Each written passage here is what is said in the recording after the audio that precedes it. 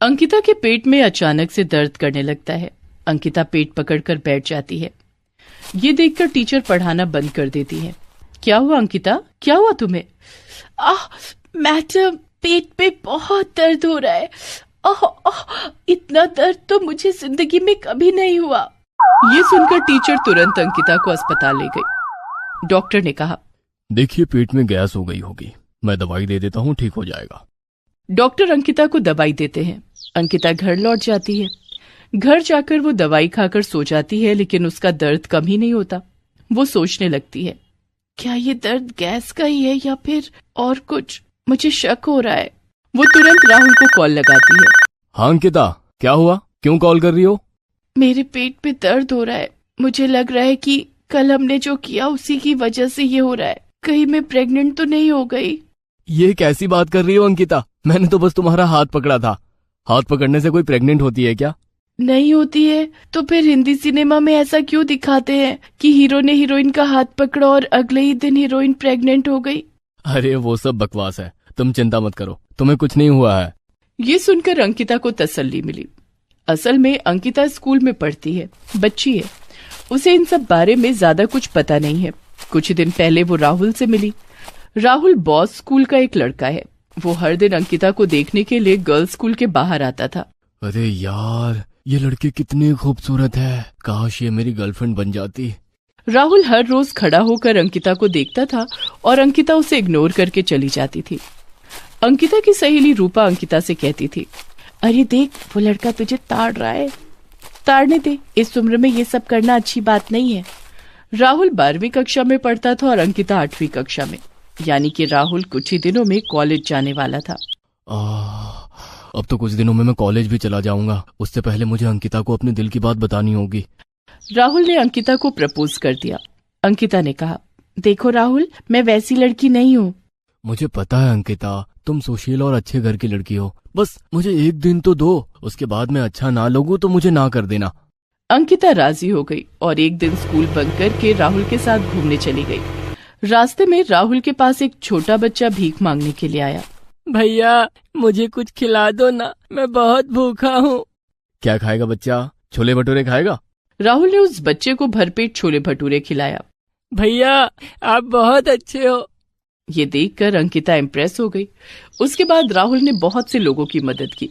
अंकिता ने सोचा, ये राहुल तो कितना अच्छा लड़का है, इसका दिल कितना नरम है, मुझे तो ऐसा ही लड़का चाहिए। अंकिता ने राहुल को हाँ कर दिया। राहुल ने अंकिता का हाथ पकड़ा। राहुल, ये क्या कर रहे हो? कुछ उल्टा सीधा हो गया तो? अरे चिंता मत करो, मैं अपना लाइन क्रॉस नहीं करूंगा। और आज ही अंकिता का पेट दर्द हुआ।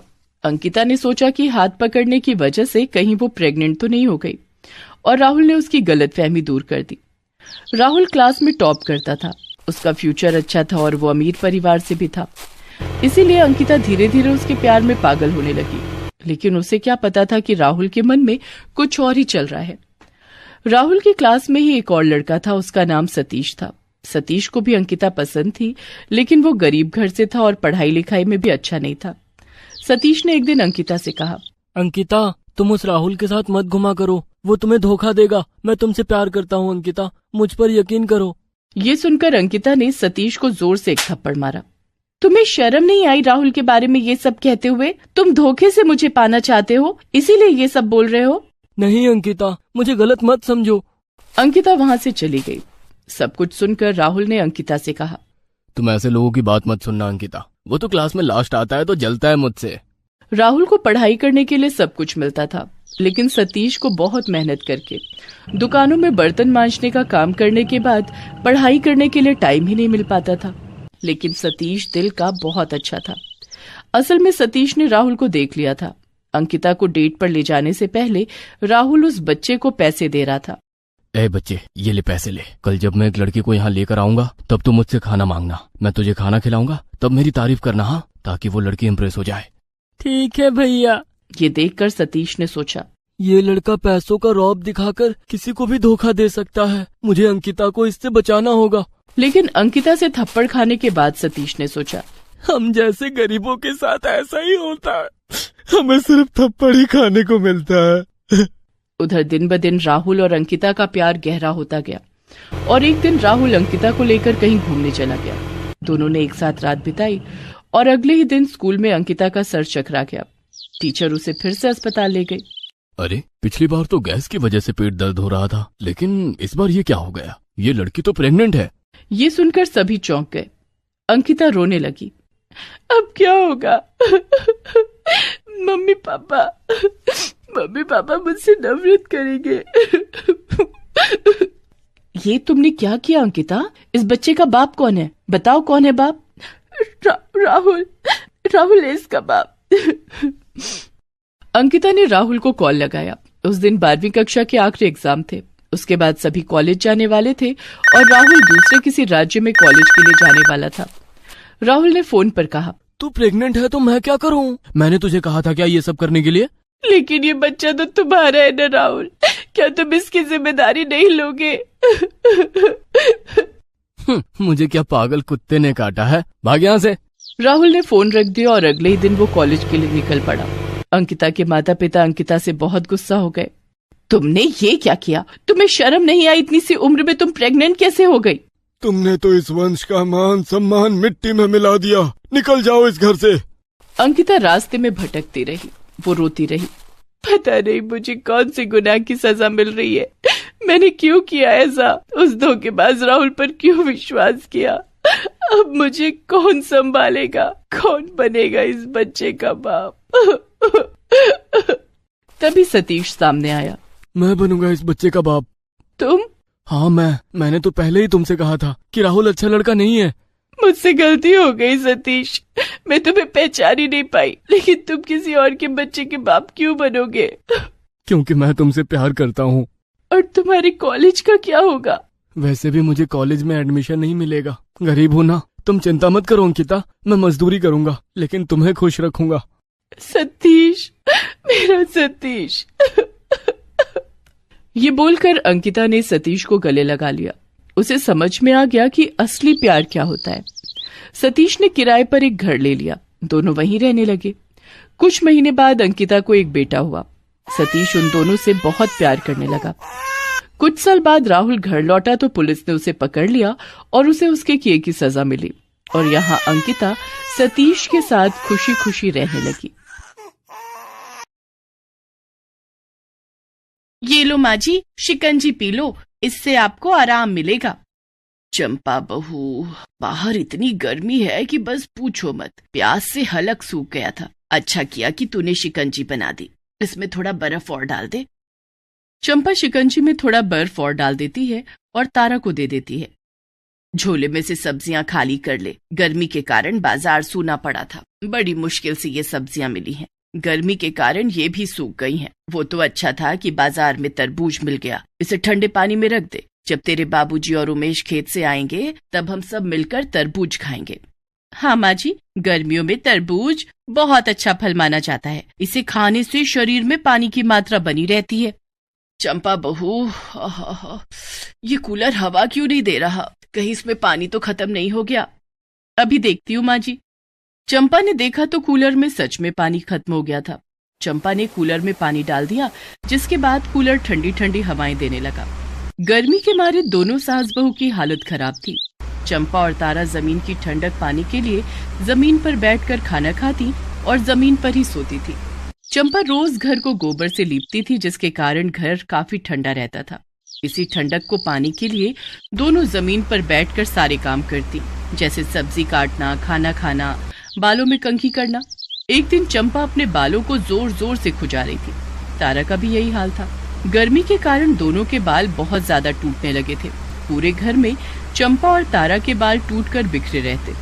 दोनों के पति ने ये नजारा देखा तो उनसे पूछे बिना रहा न गया।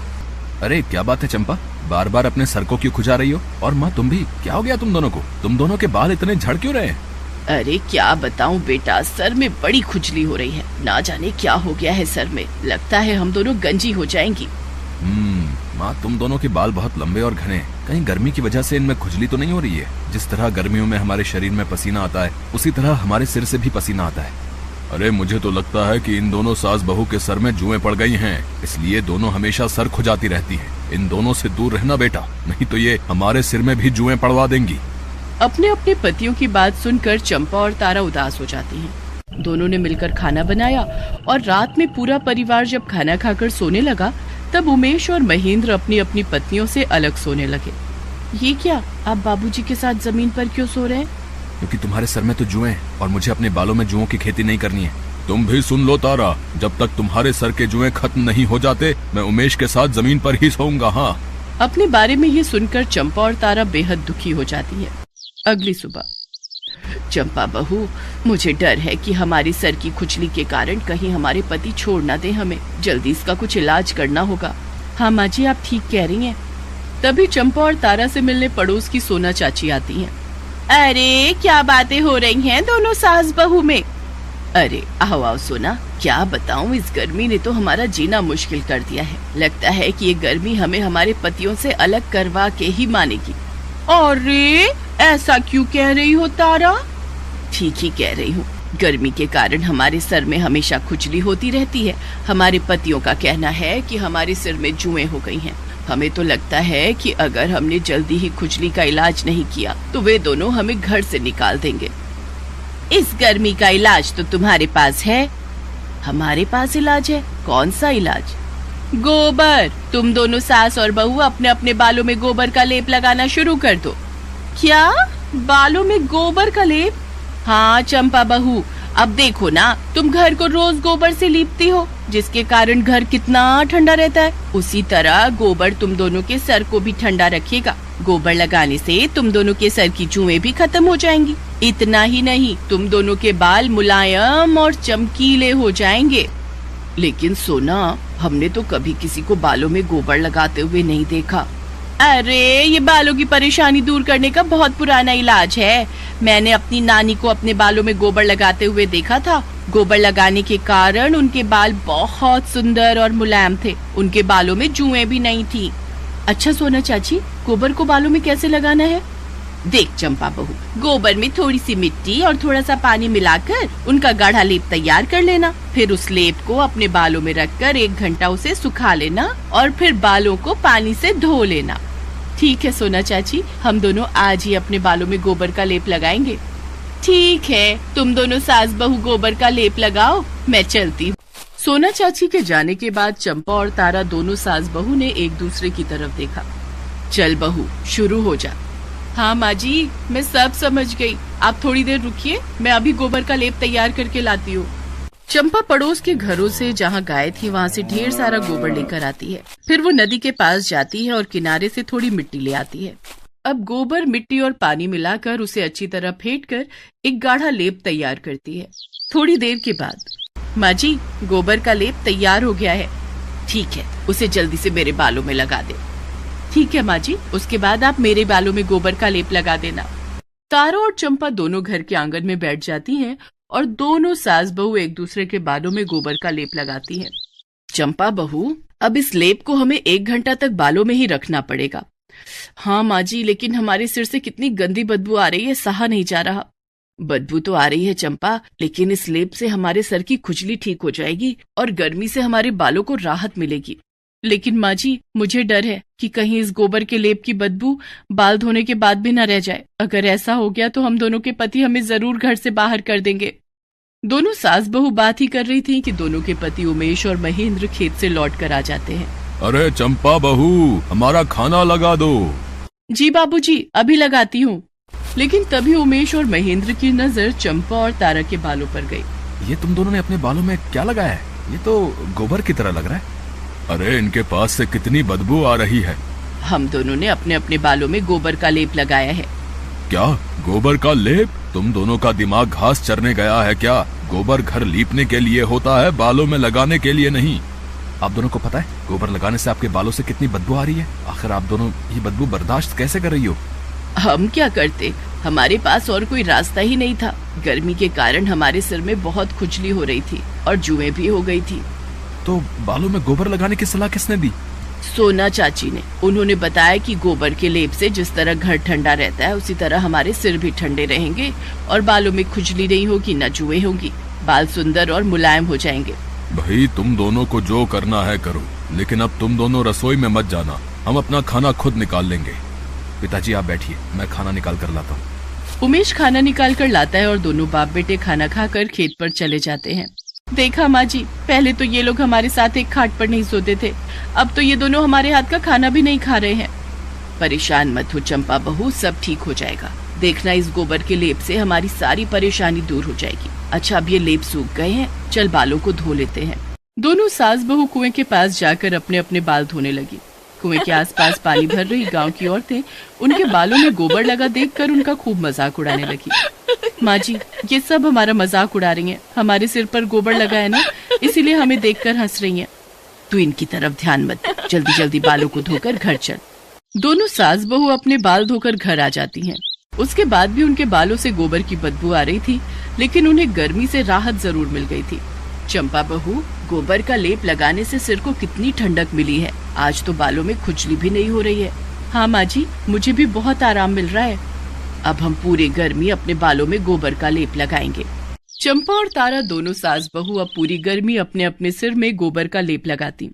उनके पतियों को इस बात से चिढ़ तो होती थी, लेकिन वो दोनों ये देखकर खुश थे कि अब चंपा और तारा अपना अपना सिर नहीं खुजाती थी और ना उनके बाल टूटते थे।